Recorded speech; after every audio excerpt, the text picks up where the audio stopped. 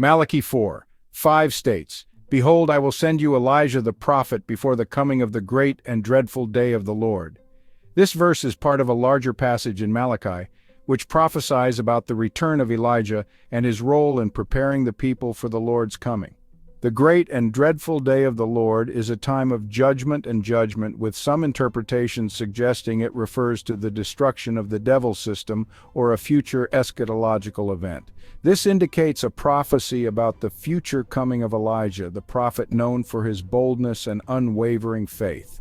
Elijah Poole, who would later become known to the world as Elijah Muhammad, was born October 7, 1897, in the Jim Crow South, into a world marked by hardship and adversity. His story begins in the heart of the American South, a place and time where hope was often in short supply for black families. The year was 1897. Though the Civil War had ended decades earlier, the South remained deeply scarred by the legacy of war and being POWs. The land itself seemed to carry the weight of history. Fields once worked by enslaved people now tilled by their descendants still struggling for freedom and dignity. Elijah grew up in Sandersville, Georgia, a state where the color of your skin determined nearly every aspect of your life. So-called black communities were tightly knit, bound together by shared struggle, but they faced relentless racism and daily humiliation. Jim Crow laws enforced strict segregation. So-called black people were denied basic rights, forced to use separate schools, restaurants, and even water fountains. The law and society worked together to keep them in a place of subjugation. As a young boy, Elijah witnessed this injustice firsthand. He saw his family and neighbors treated as second-class citizens, their dignity constantly under attack. These experiences left a deep impression on him. Instead of breaking his spirit, they ignited a fire in his heart, a yearning for change, for a world where so-called black people could live with pride and self-respect. Elijah was the seventh of 13 children born to William Poole Sr. and Mariah Hall.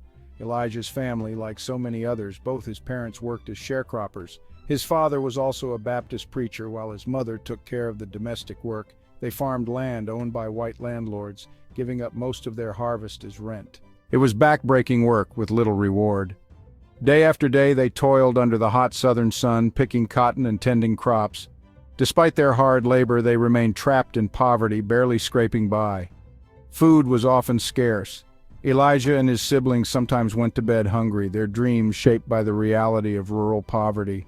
Opportunities for advancement were few and far between, yet even in these harsh conditions, young Elijah developed a thirst for knowledge. He understood that education could be a key to a better life, a way to rise above the limitations imposed by society. He read whatever he could get his hands on, determined to learn and grow. His curiosity and drive set him apart, fueling his hope for a brighter future. As a child, Elijah Muhammad received an education up to the 8th grade. He then began working in an effort to help support his family. Later in his adolescence, he left home to working in factories as America was entering the Second Industrial Revolution. At the age of 20, Elijah married Clara Evans, a strong and supportive partner who would stand by his side through all of life's challenges. Together, they started a family. Elijah took on any work he could find, odd jobs, manual labor, anything to put food on the table and provide for his loved ones. The struggle was constant, but so was his determination. Deep down, Elijah knew there had to be a better way. He dreamed of breaking free from the cycle of poverty and oppression that had trapped his family for generations. He longed for a future where his children could live with dignity and hope. In the early 20th century, the Great Migration began to transform black life in America. This mass movement saw millions of black families leaving the South, searching for new opportunities in the North. The North promised better jobs, higher wages, and a chance to escape the suffocating grip of Jim Crow. For many, it was a leap of faith, a journey into the unknown, fueled by hope. In 1923, Elijah and his family made the difficult decision to leave Georgia behind. They packed their meager belongings, said goodbye to the only home they had ever known, and joined the thousands of black families heading north. The journey was long and uncertain. Crowded into train cars with other hopeful travelers, they carried with them not just their possessions, but their dreams for a better life. Their destination was Detroit, Michigan, a city alive with the promise of industry, opportunity, and a new beginning. The bustling streets and factories of Detroit offered hope to those willing to work hard and persevere. Little did Elijah know this move would not only change his own life, but would also set him on a path to become one of the most influential so-called black leaders in American history. His journey from the fields of Georgia to the heart of Detroit was just the beginning of a remarkable legacy. Detroit in the 1920s was a city alive with energy and promise. The streets bustled with people from all walks of life, drawn by the hope of opportunity and a better future. Skyscrapers rose above the city and the hum of industry filled the air, making Detroit a symbol of American progress and ambition. Factories were booming, their assembly lines running day and night. For many, especially black families fleeing the oppressive Jim Crow South, Detroit represented a new beginning. The city's factories offered steady work and the promise of a life where hard work could lead to something more. Elijah and his family were among those who made the journey north. They arrived in Detroit with hope in their hearts, determined to carve out a place for themselves in this bustling metropolis. Their new life was filled with both excitement and uncertainty as they adjusted to the rhythms of city living. Elijah found work in one of the city's sprawling car factories. The work was hard and the hours were long, but it was honest labor. Still, life was far from easy. The challenges of city life, combined with the struggle to provide for his family, weighed heavily on his shoulders. Racism was not left behind in the South. In Detroit, it took on new forms, subtle yet ever-present. Black workers faced discrimination on the job, were paid less, and were often the last hired and first fired. Segregation shaped neighborhoods and schools, reminding Elijah and his family that true equality was still out of reach. One day, as Elijah walked the city's busy streets, a chance encounter would change the course of his life forever. It was a moment that seemed ordinary at first, but it would soon become clear that destiny was at work. Elijah met a mysterious and charismatic man named Master Warith Deen Mohammed. Keep in mind, Elijah already had been a member of the Moorish Science Temple. Master Warith Deen Mohammed and Elijah meeting was brief, but it left a lasting impression.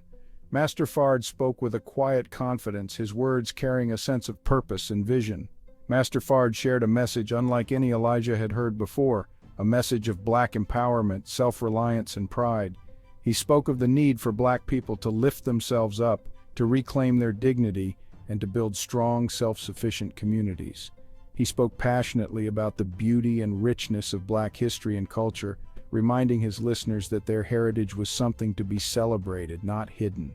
For Elijah, these words were a revelation, opening his eyes to a history that had long been denied.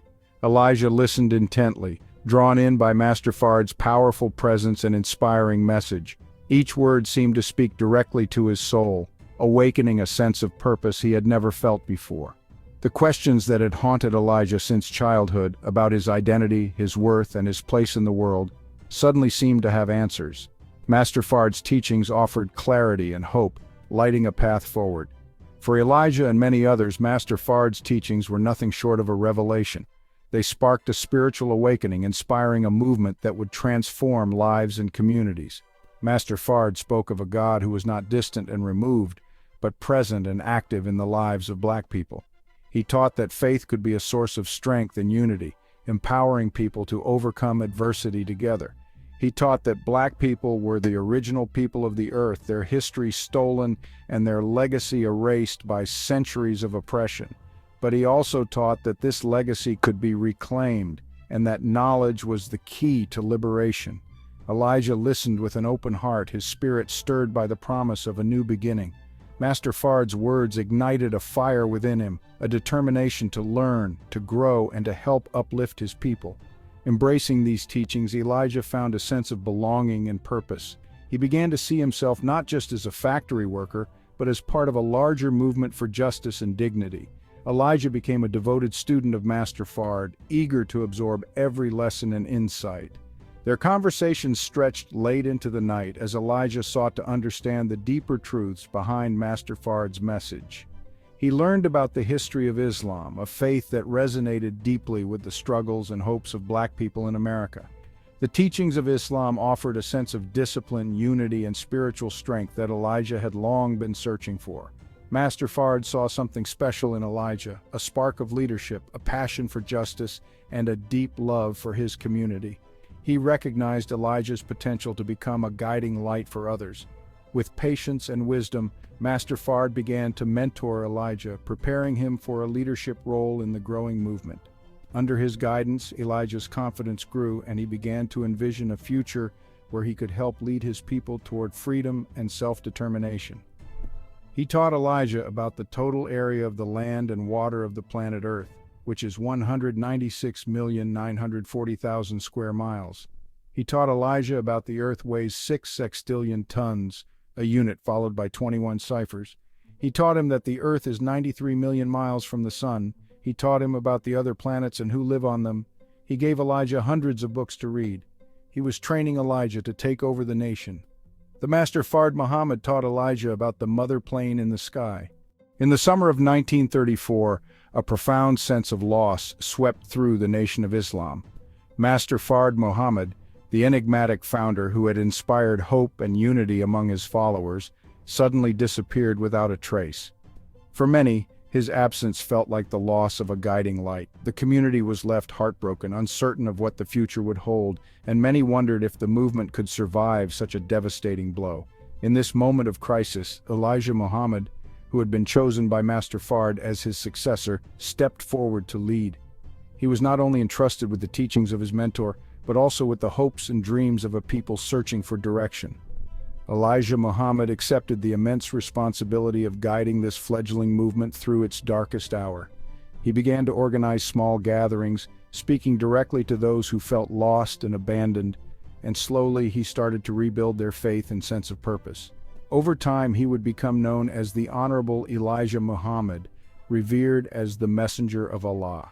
His words carried weight, and his presence inspired confidence in those around him. But the challenges facing Elijah Muhammad and his followers were immense. The 1930s were a time of widespread hardship for Black Americans, who faced not only economic devastation, but also the daily realities of racism and segregation. The Great Depression had gripped the nation, and Black communities were hit especially hard. Jobs were scarce, families struggled to put food on the table, and hope was in short supply. On top of economic hardship, racism was rampant. Black Americans were denied basic rights, forced to use segregated facilities, and constantly confronted with discrimination that limited their opportunities at every turn. Yet, in the face of all this adversity, Elijah Muhammad's message resonated with a new sense of power and hope. He spoke directly to the pain and frustration of his people, offering them a vision of dignity and self-worth. He preached a message of Black pride and self-reliance, urging his followers to see themselves not as victims, but as people capable of greatness. The Honorable Elijah Muhammad called on Black people to reject the negative images and stereotypes imposed on them by a racist society. He encouraged them to stand tall, to challenge the lies that had been told about their worth and potential. He inspired his followers to embrace their African heritage, to celebrate their own beauty, intelligence, and culture. He reminded them that their history was rich and their future could be bright. The Honorable Elijah Muhammad taught that so-called Black people were not only capable of achieving greatness, but that they had a responsibility to strive for excellence in every area of life: education, business, and community leadership. His teachings centered around three core principles: faith, self-help, and economic independence. He believed that true freedom could only be achieved when so-called Black communities took control of their own destinies. The Honorable Elijah Muhammad urged his followers to turn to Allah for strength and guidance, emphasizing the importance of spiritual discipline and unity. He stressed the value of education, hard work, and discipline, teaching that these were the keys to personal and collective advancement. Above all, he believed that so-called Black people needed to create their own businesses and institutions. Only by building economic power and supporting one another could they achieve true freedom, equality, and lasting hope for future generations.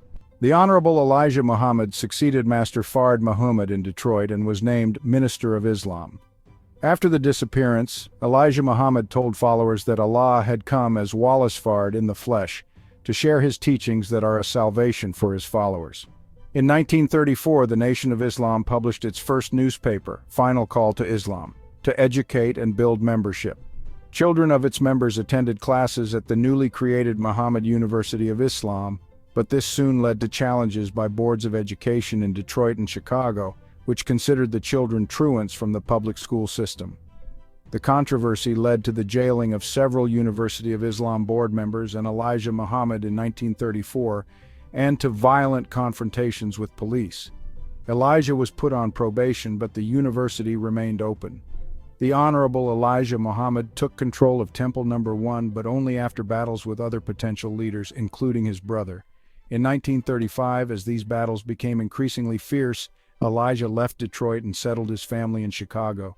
Still facing death threats, Elijah left his family there and traveled to Milwaukee, Wisconsin, where he founded Temple No. 3, and eventually to Washington, D.C., where he founded Temple No. 4. He spent much of his time reading 104 books suggested by Wallace Fard at the Library of Congress. Following his return to Chicago, the Honorable Elijah Muhammad was firmly in charge of the Nation of Islam. While Muhammad was in prison, the growth of the Nation of Islam had stagnated, with fewer than 400 members remaining by the time of his release in 1946. However, through the conversion of his fellow inmates as well as renewed efforts outside prison, he was able to redouble his efforts and continue growing the nation. The Honorable Elijah Muhammad's message was not always well received. His calls for so-called black empowerment and self-determination were seen as a threat by some. He challenged the status quo, and those in power often sought to silence him. During World War II, he was imprisoned for refusing to be drafted. He believed that black Americans should not fight in a war for a country that treated them as second-class citizens. His imprisonment only strengthened his resolve. It made him a symbol of resistance against oppression. Even behind bars, the Honorable Elijah Muhammad continued to inspire his followers. He wrote letters, smuggled out of prison, sharing his teachings and offering words of encouragement. His imprisonment only served to solidify his image as a man willing to sacrifice everything for his beliefs. After his release from prison, the Honorable Elijah Muhammad rebuilt the Nation of Islam. He continued to speak out against racism and injustice. He faced constant opposition, threats, and even violence, but he never wavered in his commitment to uplifting his people. He believed that the truth would ultimately prevail. The Honorable Elijah Muhammad preached his own version of Islam to his followers in the nation. It was Islam civics. According to him, blacks were known as the original human beings, with evil whites being an offshoot race that would go on to oppress black people for 6,000 years. The origins of the white race would come to be known as Yaqub's history within Elijah Muhammad's teachings. In the autobiography of Malcolm X talks about when he first encounters this doctrine. He preached that the Nation of Islam's goal was to return the stolen hegemony of the inferior whites back to blacks across America.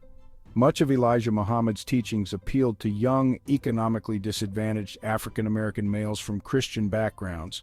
Traditionally, black males would not go to church because the church did not address their needs. Elijah Muhammad's program for economic development played a large part in the growth in the Nation of Islam. He purchased land and businesses to provide housing and employment for young black males. By the 1970s, the Nation of Islam owned bakeries, barbershops, coffee shops, grocery stores, laundromats, nightclubs, a printing plant, retail stores, numerous real estate holdings, and a fleet of tractor-trailers, plus farmland in Michigan, Alabama, and Georgia.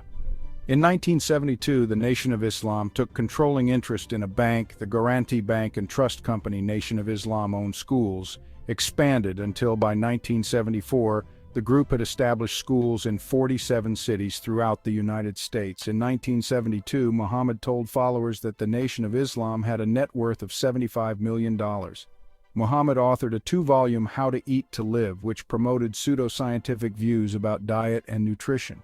Muhammad argued that only one meal should be eaten a day at the most, and if black people eat only one meal every 3 days, they will never get sick and may possibly live for 1,000 years. He argued that eating pork will bring about depraved behavior and culture of white Westerners. According to Muhammad, beef, lamb, and camel were permissible but should be avoided if possible.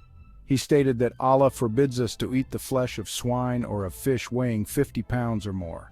In regard to fowl, only baby pigeons were seen as clean, and if eaten should be taken straight from the nest. According to Muhammad, peas and sweet potatoes are forbidden by Allah, and many foods white in color are automatically bad for health. Muhammad argued that white people were attempting to destroy black people by weakening their health with inappropriate processed foods such as biscuits and white bread. Muhammad considered most fruits and vegetables safe to eat, except collard greens and turnip salad. In regard to beans, only navy beans could be eaten. Lima beans were considered a poison which Muhammad believed made black men's stomachs explode. Rice and spinach were allowed in moderation. There were no restrictions on garlic, onions, or whole wheat bread. Muhammad stated that he obtained his dietary advice from God in person, Master Fard Muhammad.